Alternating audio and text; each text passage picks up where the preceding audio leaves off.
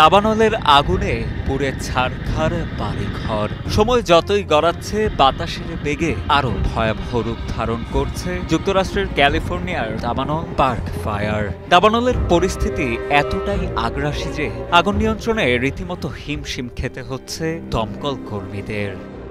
২৭ জুলাই সকাল পর্যন্ত দাবানলে প্রায় ৩,৫০,০০০ একর এলাকা পুড়ে গেছে। এটি ক্যালিফোর্নিয়ার ইতিহাসে রেকর্ড করা সপ্তম বৃহৎ দাবানল। অঙ্গরাজ্যের অগ্নি নির্বাপক সংস্থা ক্যাল ফায়ার সামাজিক যোগাযোগ মাধ্যম এক্সের এক পোস্টে এ তথ্য জানিয়েছে। দাবানলের কারণে ৪,০০০-এর বেশি মানুষ নিজ বাড়িঘর ছেড়ে পালিয়ে যেতে বাধ্য হয়েছে।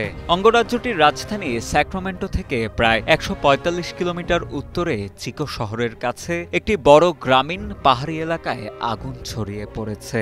ক্যাল ফায়ার বলেছে, অগ্নি নির্বাপকদের চরম অগ্নি পরিস্থিতি মোকাবেলা করতে হচ্ছে। ক্যাল ফায়ার জানায়, খারাপ ভূখণ্ড এবং বাতাসের কারণে ব্যাপকভাবে দাবানলটি ছড়িয়ে পড়ছে।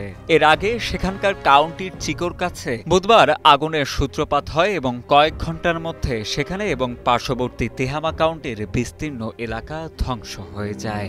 সর্বশেষ পাওয়া তথ্যে জানা গেছে, আগুনে ১৩৪টি স্থাপনা ধ্বংস হয়ে গেছে।